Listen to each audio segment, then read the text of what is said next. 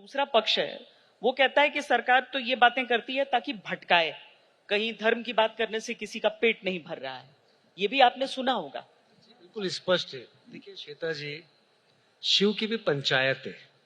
हम शैव दर्शन को जब पढ़ते हैं तो उनकी भी पंचायत है, जिसमें सूर्य है, गणेश है, देवी है, विष्णु है और शिव स्वयं है। कि पंचायत के माध्यम से निर्णय शिव लेते हैं। वहीं पे शिव के पार्षद भी हैं।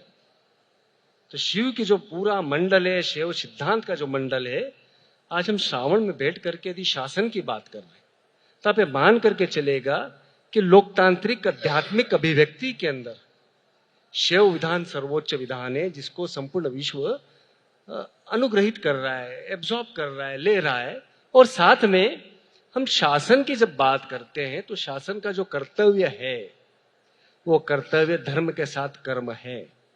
मैं निरंतर रूप से कहता आया हूं, ये सनातन हिंदू धर्म का उद्भव काल है, रेनेसेंस पीरियड है हिंदुइज्म का, नो डाउट।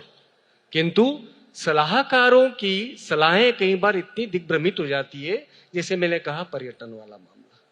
दूसरा विषय में आपको इसी के अंदर बताता हूं कि जब हम शासन की, जिसे बोल सकते हैं गुड गवर्नेंस की बात करते हैं, तो हम कहते हैं कि उद्योगों को यदि हम मंदिर बना दें और उद्यमिता को हम पूजा बना दें तो निश्चय ही हमारे राष्ट्र का जो उद्भव है वो विश्व गुरु की ओर जा पाएगा। अन्यथा क्या होगा, हम अनुयायी बन करके रह जाएंगे, क्योंकि हम जनता को मात्र अनुयायी ना बनाए।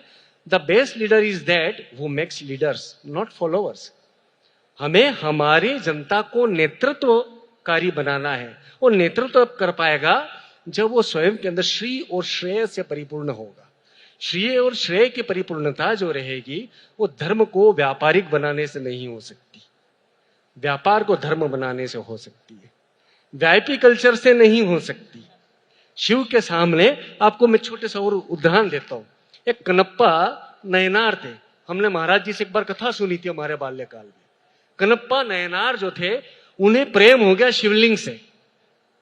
उन्होंने उनके ऊपर कुल्ला करके धोया, मांस जो था वो शिकार करते थे, उस मांस से उनका अभिषेक किया।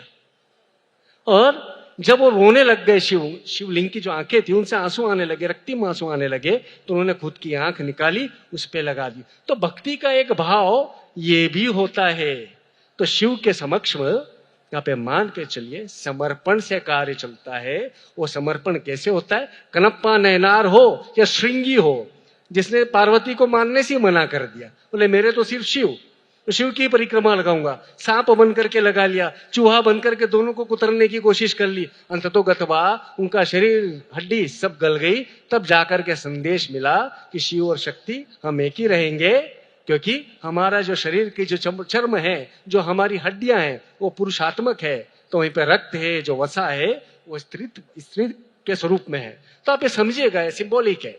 इस जेस्चर को शासन को समझना होगा, और उनके जो धार्मिक और व्यापारिक या नीतिगत सलाहकार है, उनको विशेष तौर पे इसका अध्ययन करना होगा। कहीं ना कहीं एक त्रुटि हो रही है, उस त्रुटि की ओर मैं बार बार इंगित करता हूं कि धर्म शुरुआती दौर में प्रचार का केंद्र हो गया, तो क्या हुआ, आवरणात्मक हो गया।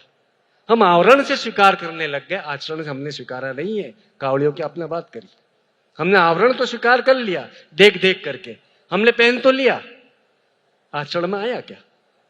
तभी तो हमको कालनेमी चलाना पड़ता है उत्तराखंड में। उसके बहुत सारे कारण हैं।